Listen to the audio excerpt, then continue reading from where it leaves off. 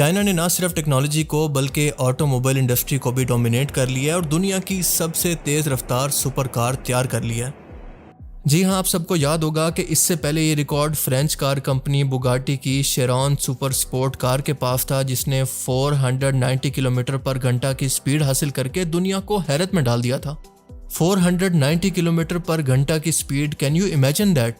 मतलब आज हमें मोटरवे पर भी 100 किलोमीटर पर घंटा की मैक्सिमम स्पीड अलाउ है और ये इससे तकरीबन 4 गुना ज़्यादा स्पीड है।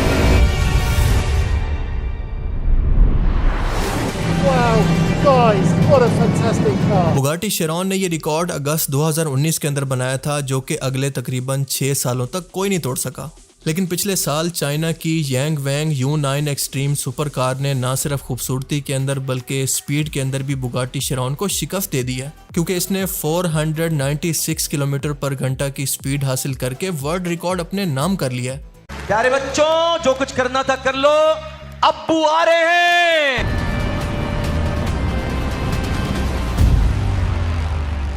बुगाटी शेरॉन एक पेट्रोल इंजन गाड़ी थी, जबकि ये एक मुकम्मल ईवी या फिर इलेक्ट्रिक कार है जिसके अंदर 4 इलेक्ट्रिक मोटर्स लगी हुई हैं और ये मोटर्स मिलकर 3000 से ज़्यादा हॉर्स पावर पैदा करती हैं, जो कि बुगाटी शेरॉन की 1600 हॉर्स पावर से तकरीबन डबल पावर है।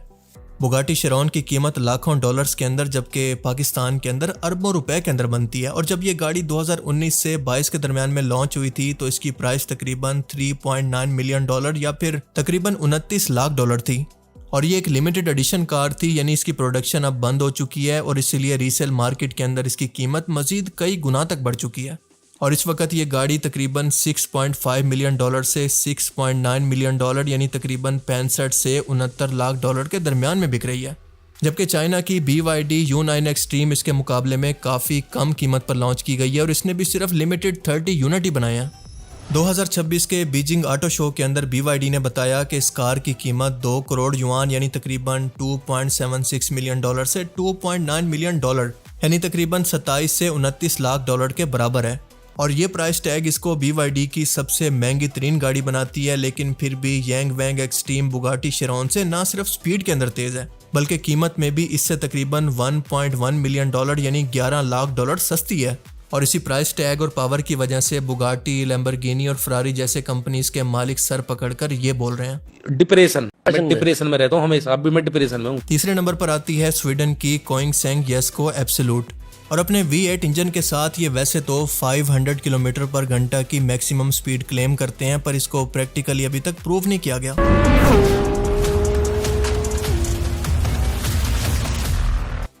फोर्थ नंबर पर आती है अमेरिका की SSC टुटारा, जो कि V8 इंजन के साथ 455 किलोमीटर पर घंटा की मैक्सिमम स्पीड क्लेम करती है। और फिफ्थ नंबर पर आती है रिमेक नवेरा R, जो कि क्रोशिया की कंपनी है और ये भी इलेक्ट्रिक है, जो कि 412 किलोमीटर की स्पीड को क्लेम करते हैं। लेकिन अब असल मुकाबला बुगाटी और BYD के दरमियान है कि कौन पहले 500 की स्पीड को पहले क्रॉस करता है। मतलब 500 किलोमीटर पर घंटा की स्पीड, ये आपकी आल्टो के लिए बिल्कुल एक UFO होगी जो कि नजर आने से पहले ही गायब हो चुकी होगी।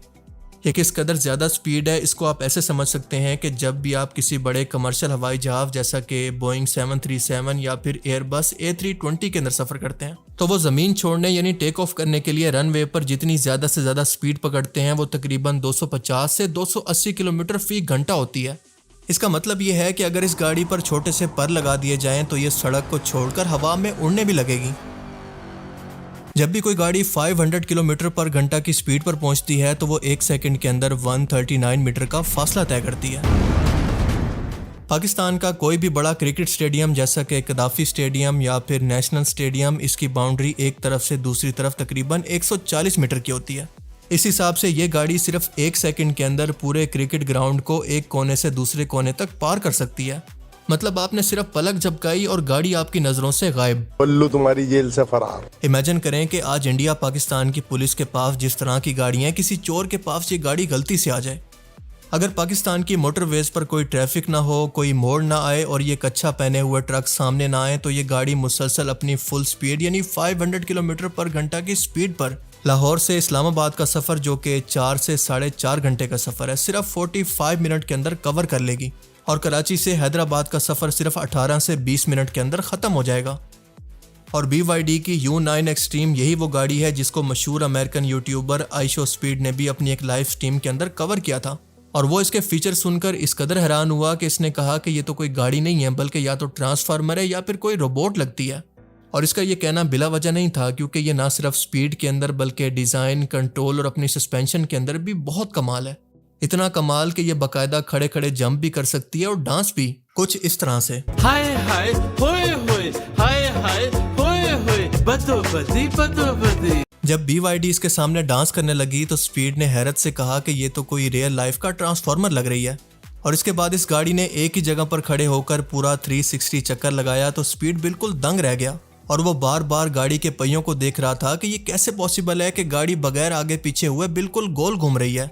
और सबसे बढ़कर जब इसको बताया गया कि सुपर कार की कीमत बुगाटी जैसी रिवायती हाइपर कार्स के मुकाबले में बहुत ही कम है, यानी तकरीबन $3 लाख से शुरू होती है, तो इसने मजाक में ये कह दिया कि I need to buy this right now, hook me up with BYD, यानी ये गाड़ी मुझे अभी खरीदनी है, मेरा BYD वालों से राब्ता करवाओ। और इससे पहले स्पीड के पास बुगाटी शेरॉन भी है जिसके ऊपर से छलांग लगाकर इसने स्टंट भी परफॉर्म किया था। लेकिन अब वो चाह कर भी चाइना की U9 एक्सट्रीम को नहीं खरीद सका, क्योंकि BYD एक चाइनीज ब्रांड है और अमेरिका के अंदर चाइनीज इलेक्ट्रिक गाड़ियों पर बहुत ही सख्त पाबंदियां और भारी टैक्सेस हैं। और अभी तक ये गाड़ी अमेरिका की सड़कों पर चलाने के लिए ऑफिशियली रजिस्टर्ड या फिर लीगल नहीं है, इसलिए स्पीड इसको खरीद कर अपने मुल्क यानी अमेरिका नहीं ले जा सकता था। लेकिन उसकी वो लाइव स्ट्रीम चाइना समेत पूरी दुनिया के अंदर बहुत ज़्यादा वायरल हुई थी, क्योंकि बुगाटी और लैम्बोर्गिनी के एक दीवाने अमरीकी स्ट्रीमर ने खुलकर ये बात मानी कि चाइना की ऑटोमोबाइल इंडस्ट्री इस वक्त दुनिया से बहुत ज़्यादा आगे निकल चुकी है। अब देखें, ऐसा नहीं है कि दुनिया की हर कार कंपनी अपनी गाड़ियों को तेज़ नहीं बनाना चाहती, बल्कि वो करना चाहती है लेकिन चाह कर भी नहीं कर पाती, और इसकी बहुत सारी वजह हैं। ऐसा करने के लिए इन कंपनीज को नेचर से लड़ना पड़ता है, क्योंकि हवा का डायरेक्ट प्रेशर कैसे फेस करना है, मतलब कार की एरोडायनेमिक्स इस तरह से कैसे डिज़ाइन की जाए कि कम से कम हवा के प्रेशर को बर्दाश्त करें। इसके अलावा गाड़ी का इंजन इतना पावरफुल कैसे बनाया जाए और इसका कंट्रोल, सस्पेंशन कैसे काबू में रखा जाए कि ज़रा से झटके पर भी गाड़ी तबाह ना हो जाए। 500 किलोमीटर पर घंटा की स्पीड पर कार के सामने मौजूद हवा किसी गैस की तरह नहीं बल्कि कंक्रीट की दीवार की तरह, सॉलिड दीवार की तरह बिहेव करती है और कार को मुसलसल आगे बढ़ने के लिए इस दीवार को चीरना पड़ता है। 500 किलोमीटर पर घंटा की स्पीड पर हवा इतनी डेंस हो जाती है कि ड्राइवर को ऐसा महसूस होता है जैसे वो हवा में नहीं बल्कि पानी या शहद के अंदर गाड़ी चला रहा हो। गाड़ी के इंजन की 80% से ज़्यादा ताकत सिर्फ इस हवा की दीवार को चीरने के अंदर ज़ाया होती रहती है, और अगर कार का डिज़ाइन थोड़ा सा भी गलत हो जाए तो हवा का दबाव गाड़ी को उड़ाकर हवा के अंदर फुटबॉल की तरह उछाल देगा। इसलिए आप देखते हैं कि सुपर कार्स की शेप तकरीबन एक जैसी होती है, यानी थोड़ा बहुत ही फ़र्क होता है। इन तमाम गाड़ियों का निचला हिस्सा ज़्यादा से ज़्यादा ज़मीन के साथ अटैच होता है ताकि नीचे से कम हवा गुजरकर इस पर प्रेशर डालकर स्पीड को कम ना कर सके, और फ्रंट से इनकी खास शेप हवा को चीर सके। और अगर डिज़ाइन के अंदर 1 मिलीमीटर की भी गलती हो तो गाड़ी के नीचे इतनी हवा भर जाएगी कि वो टेक ऑफ करने वाले हवाई जहाज की तरह हवा के अंदर उछल जाएगी और फौरन से तबाह हो सकती है। इसलिए इस बैलेंस को कंट्रोल में रखने के लिए करोड़ों डॉलर्स के विंड टनल टेस्ट किए जाते हैं, जो कि हर कंपनी के लिए अफोर्ड करना पॉसिबल नहीं है। 500 किलोमीटर पर घंटा की स्पीड इतनी ज़्यादा होती है कि टायर इतनी तेज़ी से घूमते हैं कि सेंट्रीफ्यूगल फोर्स की वजह से वो बाहर की तरफ खींचने लगते हैं। टायर्स के अंदर लगी स्टील की तारें टूटने लगती हैं और टायर फैलकर फटने की कोशिश करता है। रोड की रगड़ की वजह से टायरों का टेम्परेचर चंद ही सेकंड्स के अंदर सैकड़ों डिग्री तक पहुंच जाता है, क्योंकि टायर सिर्फ 1 मिनट के अंदर 4000 से ज़्यादा मरतबा घूम रहा होता है। और अगर टायर बनाने वाली ख़ास कंपनियां जैसा कि मिशेलिन ख़ास तौर पर खलाई जहाज़ लेवल की टेक्नोलॉजी इस्तेमाल ना करें तो टायर सड़क पर बम की तरह फट जाएंगे। और ज़्यादातर कंपनीज इसी जगह पर आकर फेल हो जाती हैं, क्योंकि आम टायर कंपनियां ऐसे टायर ही नहीं बना सकती। जबकि दूसरी तरफ BYD और बुगाटी जैसी कंपनियों के लिए ख़ास तौर पर मिशेलिन कंपनी ने ऐसे टायर डिज़ाइन किए हैं जिनके अंदर खलाई शटल और जंगी तैयारों यानी फाइटर जेट वाली टेक्नोलॉजी और कार्बन फाइबर को इस्तेमाल किया जाता है, और एक आम कंपनी के पास ऐसे टायर खरीदने का या बनाने का बजट ही नहीं होता। दूसरी अहम वजह यह है कि इतनी ताकत पैदा करने वाला गाड़ी का इंजन एक सुलगता हुआ तंदूर बन जाएगा, और बुगाटी का इंजन फुल स्पीड पर इतनी गर्मी पैदा करता है कि इससे पूरे मोहल्ले को सर्दियों के अंदर गर्म रखा जा सकता है। और अगर इस तरह की गाड़ी के इंजन को या फिर बैटरी को सेकंडों के अंदर ठंडा ना किया जाए तो गाड़ी के अंदर धमाका हो जाएगा। इसके अलावा पेट्रोल इंजन को इतनी तेज़ रफ्तारी पर चलने के लिए जितनी ऑक्सीजन चाहिए होती है वो आम इंजन खींच ही नहीं पाते। रेफरेंस के लिए आपको बता दूं कि बुगाटी का इंजन 1 मिनट के अंदर 60,000 लीटर हवा अपने अंदर खींचता है। गाड़ी के अंदर 10 से 12 रेडिएटर्स को और कूलिंग सिस्टम्स को फिट करना और कार का वजन भी ना बढ़ने देना इंजीनियरिंग का एक ऐसा शाहकार है जो कि हर किसी के बस की बात नहीं है, क्योंकि गाड़ी को हल्का रखना बहुत ज़रूरी है ताकि वो तेज़ भाग सके, लेकिन हल्की गाड़ी इतने शदीद दबाव को बर्दाश्त ही नहीं कर पाती। BYD की U9 एक्सट्रीम के अंदर एक खास किस्म का रेसिंग ट्रैक मौजूद है जो कि बैटरी और चारों मोटर्स के गिर्द लिक्विड कूलिंग के बहाव को दोगुना कर देता है ताकि 3000 हॉर्स पावर की ताकत पैदा करते वक्त भी बैटरियां पिघलने से महफूज रहें। इस कदर ज़्यादा स्पीड पर गाड़ी के ढांचे यानी चेसिस पर टनों के हिसाब से दबाव पड़ रहा होता है, और अगर गाड़ी आम लोहे या फिर एल्यूमिनियम की बनी हो तो वह दबाव से मुड़ जाएगी या फिर फौरन टूट जाएगी। और इस मसले का वाहिद हल है कार्बन फाइबर का इस्तेमाल, जो कि फार्मूला 1 कार्स और खलाई रॉकेट्स के अंदर इस्तेमाल होता है।